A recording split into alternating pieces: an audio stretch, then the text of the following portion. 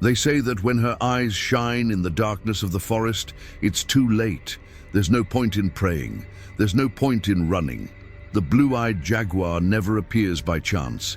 When it appears, someone or something disappears. The summer of that year was brutal. In Pine Hollow, a small town in the interior of the state of Arizona, the heat broke records. Green Lake, an artificial reservoir built in the 1950s, was already showing signs of disappearing. The residents were used to droughts, but never this silence. It was as if the whole town was holding its breath. 32-year-old Wyatt Harris had returned to Pine Hollow after almost a decade away. Ex-military, ex-husband, and now a somewhat lost man, he drove an old blue Ford F-150 pickup truck with more rust than paint and carried on his face a permanent expression of having seen more than he should have. Returning was not a choice. His father, Jonas Harris, the town's old sheriff, was dying. An aggressive, silent cancer was eating away at the most stubborn man Wyatt knew. He came back to take care of his father and to try, without knowing how, to repair the shards of a complicated past. And before we continue with this intriguing story, don't forget to subscribe to the channel and leave a like. This helps us bring you more content like this. Now let's get back to the story. On the second day after his arrival, Wyatt heard the first mention. "Did you see it?" asked Clara May, the attendant at the only gas station in town. "They said she'd appeared again, by the river." Wyatt frowned. "Who?" Clara lowered her voice like someone talking about a sin. "The Jaguar. The one with the blue eyes." Wyatt let out a skeptical laugh. "There are too many people in this town breathing gasoline." Clara didn't think it was funny. She was serious and afraid. 3 times she showed up, and all 3 times something happened. The river dried up, then the dam cracked, then there was that fire last summer, always in March, always with that same blue glow in the dark. Wyatt didn't answer. He just took the change, thanked me and left. But the truth was that it stuck in his mind. That night, the heat was unbearable.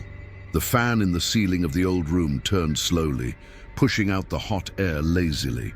Wyatt sat on the porch of his father's house and stared out at the thick brush that surrounded the property. Then he saw it. In the middle of the trees, among the light mist rising from the dry ground, 2 blue dots glowed for a second.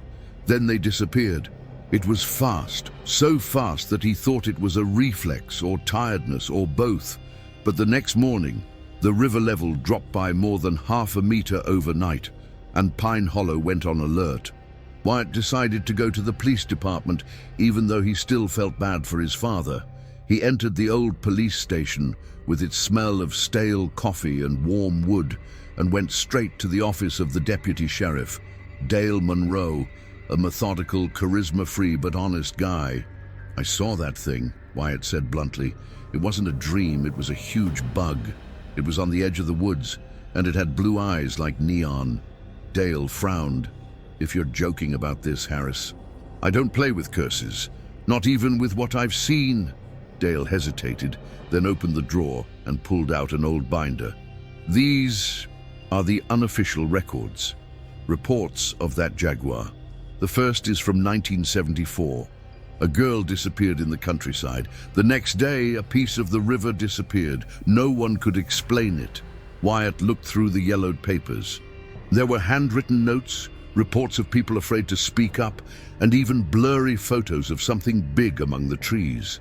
One thing caught his eye. In every case, what came next was always a climatic tragedy. "Do you believe that?" Wyatt asked. Dale remained silent. Then he answered, "I believe there's something out there, and that it doesn't want to be found." On the other side of town, 17-year-old Maddie was making a video for TikTok in her backyard. She wanted to show the blood-orange sunset that painted the sky over the hills. She adjusted the focus of the camera, smiled at her cell phone, and turned her back. In the recording, for just 2 seconds, something moved between the trees.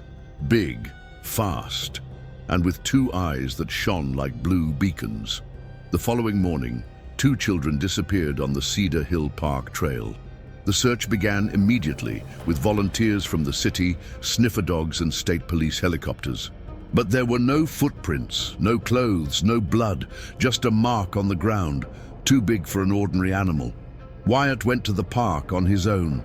He knew those woods like no one else. He had grown up there, and while searching a clearing near the river, he found a deep footprint with 4 obvious claws embedded in the dry earth, and next to it, a thread of water as thin as a strand of hair, which had once been a branch of the river. The water was disappearing, the forest was dying, and the Jaguar was back. That night, Wyatt talked to his father. Jonas, already weak, could barely speak. "Dad, is that thing real? The Jaguar, did you know?" Jonas coughed, his eyes squinting. "You have to go to the Black Cave. There it all began." And he fainted. The Black Cave was about 20 kilometers from Pine Hollow, on the edge of the Hualapai Indian Reservation, a little explored area known more for legends than trails. During his childhood, Wyatt had heard too many stories about the place, stories of disappearances, of voices in the dark, and of eyes that watched even when no one was around.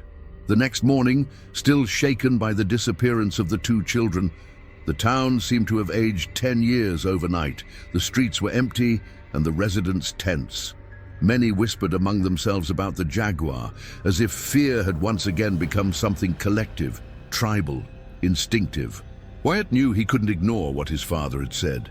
Even though he was old, sick and almost powerless, Jonas never used words in vain. If he mentioned the Black Cave, it was because there was something there, something Wyatt needed to find. Before heading out, he stopped by the town's high school. He wanted to talk to Maddie, the girl who had made the sunset video, the same video that was now circulating among the town's teenagers, commented on with emojis and nervous jokes.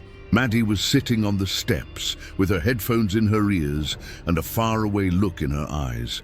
Wyatt approached her slowly, introduced himself, and asked about the video.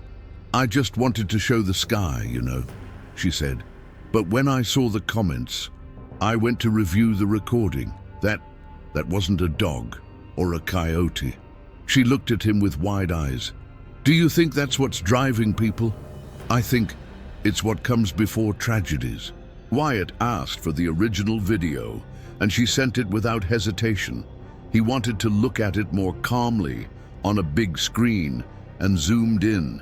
And he wanted to understand what was behind those blue eyes, which seemed, more than anything else, intelligent. So Wyatt decided to look for someone who knew the oldest stories in the region. He remembered Helen Redbird, an elder from the Hualapai community, almost 90 years old, known for her sharp memory and for keeping oral records of everything involving the land and its creatures. Helen's cabin was on the edge of the reserve. It was a low building, made of dark wood and smelling of dried herbs. When Wyatt arrived, she was already waiting, as if she knew he was coming. "The son of the man who tried to silence what never sleeps," she said without smiling. "He's finally back." Wyatt swallowed. "My father tried to hide it. Your father saw it with his own eyes. It was in 1982. He was just a young sheriff. He found the body of a woman with no blood, no marks, but with her face turned to the sky, as if she had seen the end of the world. Next to her, the marks, large footprints, and the water, gone from the stream that night." Helen pointed to a painting on the wall. It showed a huge feline creature with luminous eyes and blue markings that stretched across its body. "We call it the Blue Guardian." "Guardian of what?" Wyatt asked. "Of balance. But when the world hurts the earth," she responds, "she appears, not to hunt, but to warn. And if no one listens, she takes it." Wyatt frowned. "So she's not evil. It's not about good or evil. It's about the warning that is never heeded." Helen handed him an ancient necklace with a black stone pendant. She said that it could open the passage inside the cave. Then she warned, "But if you go in, you have to be willing to see everything that has been hidden, even inside yourself." On the way home, Wyatt turned on Maddie's video on a larger monitor with an editing program. He applied filters, reduced noise. When he enlarged the image, he noticed something frightening. The blue eyes were too symmetrical, fixed on the camera lens. The creature was looking at whoever was filming it. The sensation was of being watched back, even hours after the recording. Then something even stranger happened. It paused at a specific frame, and for a brief moment, the eyes seemed to have human pupils. This was no ordinary Jaguar. Determined, Wyatt took the truck and headed towards the Black Cave. Halfway there, he saw movement on the road. They were civil defense vehicles with isolation tapes. He stopped and got down to look. An agent prevented him from getting closer, but he managed to see enough. The river had practically disappeared. The surrounding vegetation was dead, as if something had sucked the life out of a radius of meters. "That happened in less than 24 hours, muttered one of the engineers. Wyatt knew what that meant. She was close, very close. When they reached the Black Cave, the sunlight was already hiding behind the mountains. The entrance to the cave was narrow, between rocks covered in dry moss. Wyatt lit a flashlight, fastened the necklace Helen had given him around his neck, and entered. The air inside was thick, damp, and smelled of metal. The sound of the city disappeared almost immediately. Only the trickle of water could be heard, but it seemed to come from everywhere. He walked for about 100 meters until he found a larger opening, like a natural chamber. And in the center, there was something he hadn't expected. Cave paintings. They were recent, or at least well preserved. They showed the creature in various stages, emerging from the water, walking among humans, and then dissolving into blue smoke. But what most caught his eye was a symbol repeated several times, 2 interlocking circles like eyes, and inside one of them, the outline of a human figure. Suddenly, the necklace around his neck began to heat up. Wyatt removed the flashlight from his face, and he saw. In the darkness of the cave, 2 blue lights came on. It wasn't a reflection. It wasn't an illusion. She was there. And then a voice, feminine, low, but clear as a whisper, echoed throughout the cave. "Are you ready to see what your father has hidden?" Wyatt froze. It didn't make sense. It was impossible. But before he could react, the ground shook. A crack opened up under his feet, and he fell. Wyatt fell for longer than seemed possible. There was no brutal impact. There was no pain. When he opened his eyes, he was lying on a damp, smooth surface like wet stone. The light from the flashlight had gone out, but there was still light around him, a soft, bluish light that seemed to emanate from the walls themselves. He stood up slowly, his heart racing, the necklace still warm against his chest. The air in there was different, dense, but not suffocating, silent, but alive. He was in an underground chamber wide enough to house a house. The walls glowed with lichens that pulsed in blue-green tones. In the center, a rock formation rose up like an altar, and behind it, carved into the stone, was the image of a jaguar. But it wasn't just a jaguar. There was something human about its features, as if it were a creature between worlds. Neither beast nor people, something ancient that defied any classification. Suddenly, a wave of memories invaded Wyatt's mind. But they weren't his.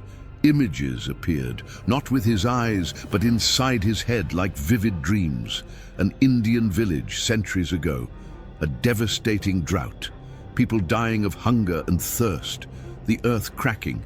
A dark-skinned woman with intense eyes moves away from the tribe, enters the forest, and makes a pact with something invisible.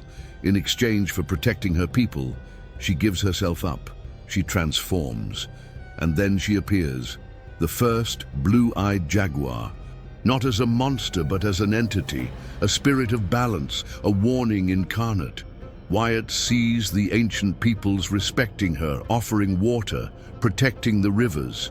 But then he sees the arrival of the colonizers, the greed, the destruction of the rivers, the reserves, and the entity begins to appear more. Every time the world hurts the earth, it appears.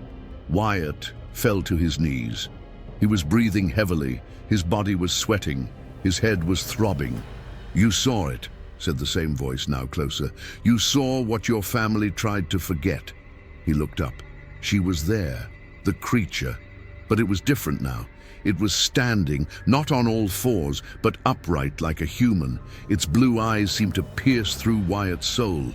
And there was something else, a human face partially visible through the dark fur. A female face, young and sad. "What are you?" Wyatt whispered. She didn't answer with words. She just held out a thin claw and pointed to the necklace on her chest. And then he understood. That necklace belonged to the town's first sheriff, his great-great-grandfather, and the symbol carved into the black stone was the same as the intertwined eyes on the cave walls. His blood, Harris' blood, had been linked to it from the start. In an instant, Wyatt was thrown back to the surface, not with his body, but with his mind. He was seeing his father, Jonas, 30 years ago, entering that same cave. He too had fallen, he too had seen the creature. And he had made a deal. "I will protect the forest, I will keep the secret, and in return, take only those who threaten." But Jonas failed. He couldn't stop the advance of the city, the deforestation, the construction of the dam that destroyed the old riverbed. The creature then stopped warning and started acting. Wyatt came to panting, lying on the damp ground. The creature was still watching him. "Do you want me to pay for my father's failure?" it asked, and for the first time the creature spoke clearly. "No. You will decide whether to continue the pact. You will decide whether to continue the pact or end it." At that moment the necklace shone with a strong light. The ground shook, and Wyatt felt his body being pulled again, but now out of the cave. When he opened his eyes, he was back at the entrance, kneeling, with dirt on his knees and blood dripping from his nose.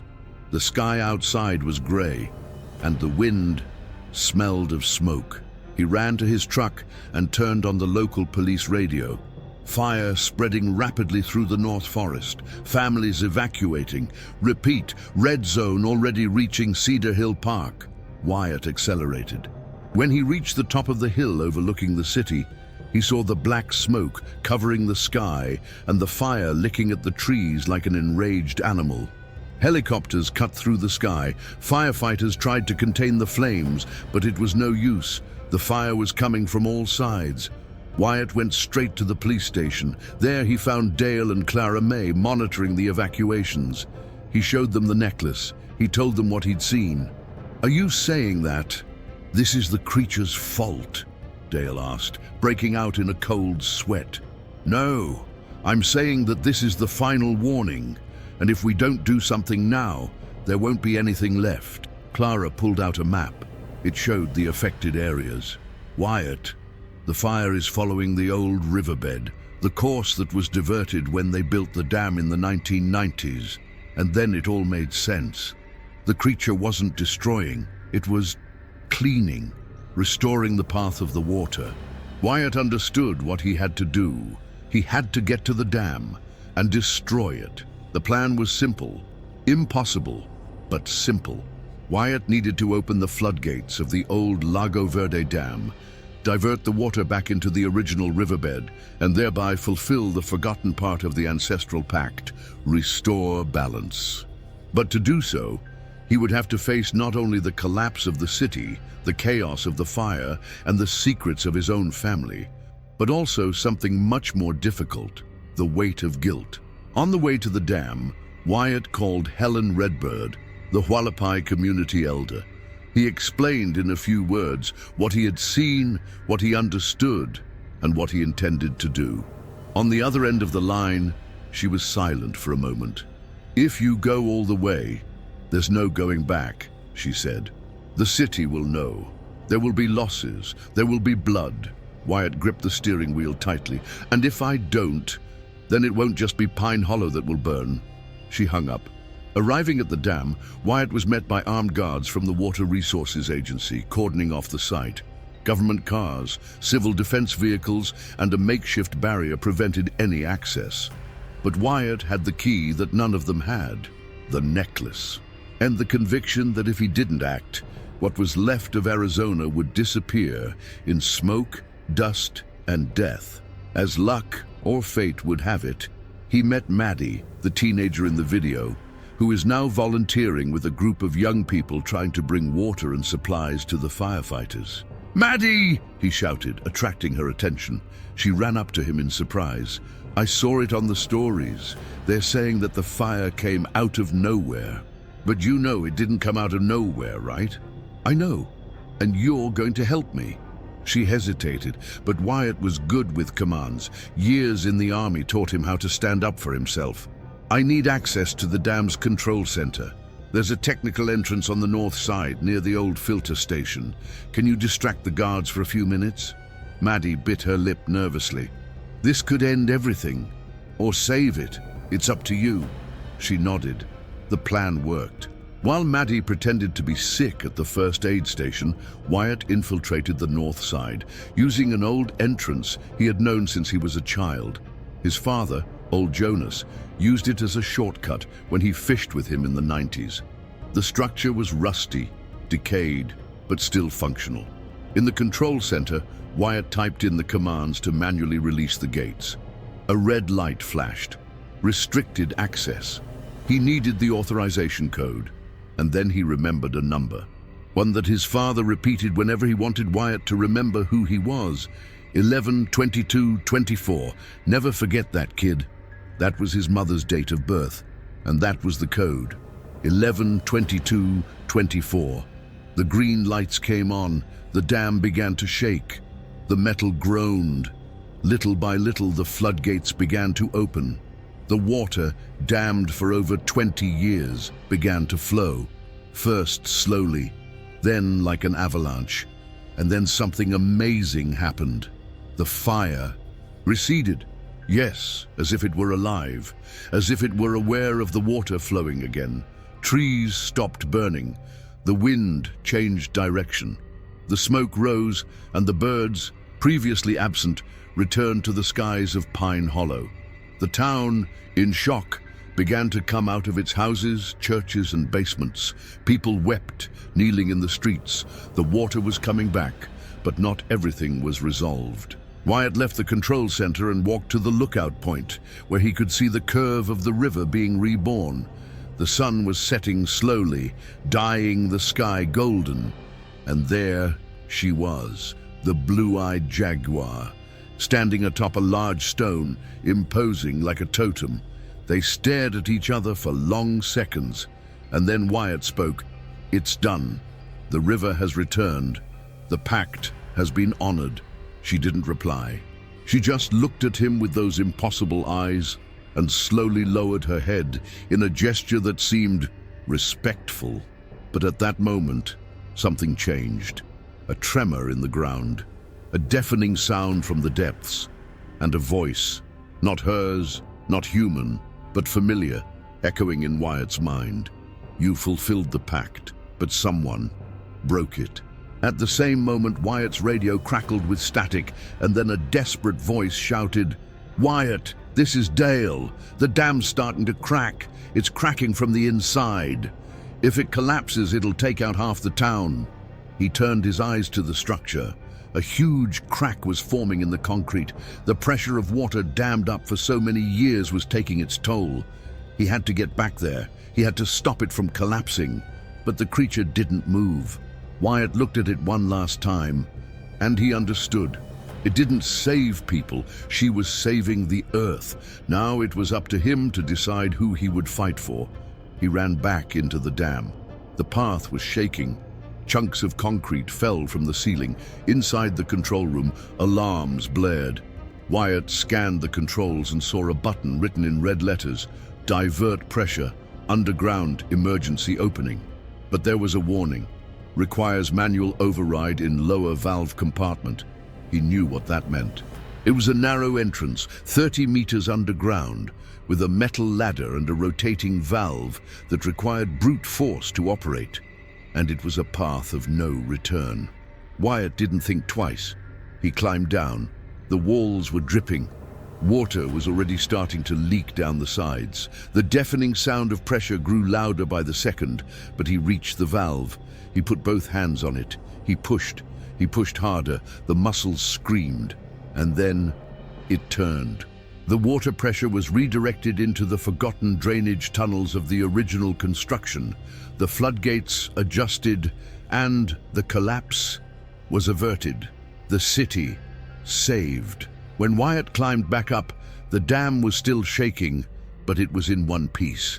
Outside, helicopters were beginning to fly over the area. Maddie was there, crying. Dale, smeared with soot, hugged him. "You saved Pine Hollow." Wyatt just looked at the river and whispered, "She did. I just listened." From the top of Pine Hollow Hill, the world seemed suspended between what had been and what could still be. The water now flowed again through the old riverbed, creating a silvery ribbon that meandered through the barren hills. The fire had dissipated as quickly as it had appeared, as if it had never existed. But the city's eyes were on something else now, to the truth. In the days following the incident, the city was plunged into an uncomfortable silence. The media showed up, of course. Reporters from Arizona, California, even Texas, all wanting to know how Wyatt Harris, ex-military, son of a dying sheriff, had saved the town from a natural disaster. But Wyatt wouldn't give interviews. He avoided the spotlight. He spent most of his time at home looking after his father and reflecting on what he had seen, heard, and felt. On TV, they gave technical explanations, structural failures, global warming, and luck. But Wyatt knew the truth. The whole town knew. They just weren't ready to admit it.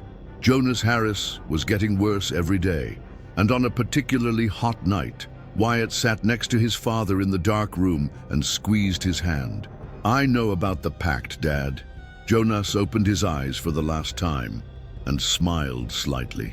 "She's not what we thought, Wyatt," he murmured with difficulty. "She is the last line between what we deserve and what we can still save. Why didn't you ever tell me?" "Because I failed. I was afraid. I tried to hide it, like everyone else in this town, but she always comes back when she needs to." Jonas closed his eyes, and he never opened them again. The funeral was discreet, with only the townspeople present. But when the coffin was lowered, something symbolic happened. It rained for the first time in months, not much, just enough to wet the earth and make the grass crackle underfoot. And that's when everything started to change. Clara May, the station attendant, organized a vigil by the river, inviting residents to apologize to the earth. It wasn't religious or political. It was something deeper, spontaneous. The young people of Pine Hollow planted saplings on the banks. Small producers removed fences blocking streams. Families stopped burning garbage in the woods. And on the church wall, someone wrote in big letters, "She warned. Now it's our turn to listen."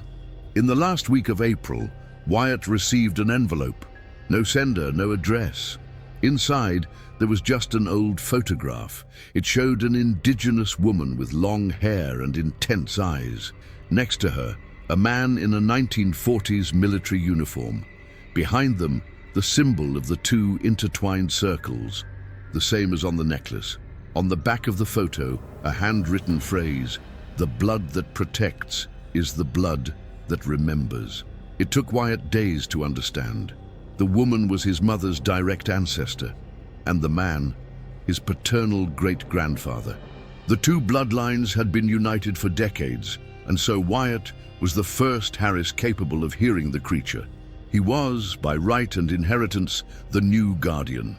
At dawn on the first day of May, Wyatt woke up to a familiar sound, a distant roar, low, almost a whisper cutting through the wind. He left the house, walked barefoot to the field, and saw her, there, on the bank of the restored river, majestic, restless, real, the blue-eyed Jaguar. This time, it didn't run away. It stood still, watching, and then it began to approach. Wyatt felt the urge to run, but he didn't move. She stopped a few meters from him. Her eyes, now more human than ever, stared into his with an intensity that could not be described. And then she spoke, but not with her mouth, with her mind. The world screams, cities bleed, The rivers die, and the earth is still waiting for someone to listen. You listened. Wyatt knelt down, moved, and asked, "Is this the end?" The answer was almost a whisper in his chest. "No, this is the beginning." In the next instant, the creature dissolved into blue particles, floating like stardust in the early morning air. Wyatt was left there, alone, standing in the silent field. But he no longer felt alone. He knew it. He was now the link between the forgotten world and the world that could still be saved. Months have passed since that dawn when the blue-eyed Jaguar crumbled before Wyatt like living smoke. And yet, it had never been so present. Not as a threat, but as a constant, silent presence, pulsing beneath the earth, blowing in the wind, watching. Pine Hollow had changed. The town that once denied, mocked, and hid its secrets was now taking care of them. The forest was slowly regenerating. The Green River resumed its name and its original course. Fish appeared again. The water became drinkable again, and the town's children began to hear a new story at school and at home, one that wasn't in the textbooks. When the earth cries out, it comes, it warns, and if no one listens, it takes. Wyatt didn't go back to his old life. He sold his old truck. He opened a small environmental monitoring station in his father's old barn. He worked in partnership with the Hualapai Indian community, with whom he now had real and living ties. Helen Redbird became an almost sacred figure in the region. She visited schools, told stories, and repeated in a firm voice, "You don't have to be afraid of the Jaguar. You have to fear the silence that comes when no one else listens." Dale Munro was elected the new sheriff. He now patrolled with a notebook in his pocket in which he wrote down unusual occurrences, small signs of natural imbalance that would previously have been ignored. It was his way of making up for years of skepticism. Clara May, on the other hand, abandoned the gas station and opened a small themed cafe, Eyes of the Forest. The facade had a huge painting of the creature in black and blue. There she served teas with local herbs and told the true history of the town to anyone who would listen. Maddie, the teenager who captured the first video, went viral, but not in the way she had hoped. Instead of gaining followers, she gained purpose. She created an educational project with local young people aimed at protecting springs and reforestation. He called it Blue Guardian. But the most surprising thing was what came next. Neighboring towns began to report strange things. Blue lights in the woods, water that disappears and returns the next day, silent creatures on the banks of rivers, whispers of a female voice in the night. Wyatt began to receive letters, emails, and blurry photos, and he realized she wasn't the only one. She was the first. Now, there were others. They weren't necessarily jaguars. Some looked like deer, others like bears or wolves, but they all had glowing blue eyes in common, and they all appeared just before something happened to the land. It was as if nature's ancient warning system had awakened, and Wyatt was no longer the only one listening. One fall morning, Helen Redbird called him to the reserve. There, she handed him an aged leather notebook with pages handwritten by different people over the decades, some in English, others in indigenous dialects, others in languages Wyatt didn't even recognize. "This is the Book of Echoes," she said. "Every guardian who has seen, heard, or felt the presence has left their account here." He opened the notebook. On the first few pages there was a name that made him choke. Jonas Harris, his father, with the date 1982 and a sentence written in shaky handwriting. "I don't know what it is. All I know is that we need to deserve to stay here." Wyatt flipped to the last pages. They were blank, waiting for him. On the last night before winter, Wyatt returned to the spot where he had first seen the creature. The riverbank now had flowers, the air was light, and the sound of flowing water was comforting. He sat there with his notebook on his lap and wrote, "She appeared when we were ready to listen. The truth isn't magic, it's responsibility. The Jaguar doesn't protect people. It protects the world from people. And maybe that's what makes us worthy. He closed his notebook. He looked up at the sky, and he saw, not with his eyes, but with his heart, two blue dots shining in the darkness between the trees. She was still there, not as a threat, not as a ghost, but as a living reminder that balance does not stand alone. Wyatt stood up, took a deep breath and smiled. He understood now. He was no longer just the guardian of Pine Hollow. He was the guardian of the warning. 3 years passed. Pine Hollow had become a different town. It was still small, still overlooked by the big newspapers and tourist routes, but for those who lived there, it had become a sacred place. A place where the wind seemed to carry messages, where every tree told a story, where the water, now clean, seemed to carry memories. That old fear was replaced by respect, and the legend of the blue-eyed jaguar was never ignored again. Wyatt Harris was now known as the man who spoke to the creature, but for him, that label meant nothing. He lived simply. He spent his days monitoring rivers, advising schools on environmental conservation, and exchanging letters with other sentinels who had sprung up around the country. People who, after similar incidents, had also seen the blue eyes in the dark. They didn't know exactly how to connect. They had no rules, no leaders, but they knew they were connected by something bigger. Wyatt called them the Children of the Echo, and he began to record each story he received in the Book of Echoes, which now occupied a central shelf in his house. One day, a letter arrived from Alaska, handwritten by an Eskimo fisherman. During the last thaw, I saw a bear that left no tracks. Its fur was as dark as oil, but its eyes, they shone like blue beacons. The following week, the ice stopped melting. Nobody believes it, but I know what I saw. Wyatt reread the letter several times. He smiled and wrote in the book. In a rare moment of respite, Wyatt was invited to an environmental conference in Denver as a guest speaker. The theme was When the Earth Screams. During his talk, he didn't show slides. He didn't use technical data. He just told a story about a hot summer, about a dry city, about a creature that appeared before tragedies, and about the day when, for the first time, someone listened. In the end, the audience's silence was as deep as that of the forest. And then a girl from the audience, a teenager, braided hair, watchful eyes, raised her hand. "Mr. Harris, do you think this creature is protecting us?" Wyatt thought. For a few seconds, everyone held their breath. "No, sir. It's watching us, and waiting for us to change before it has to act again." That night, on his way back to the hotel, Wyatt dreamt. He was walking through the forest, the same as Pine Hollow. The forest was green and dense. The river flowed calmly.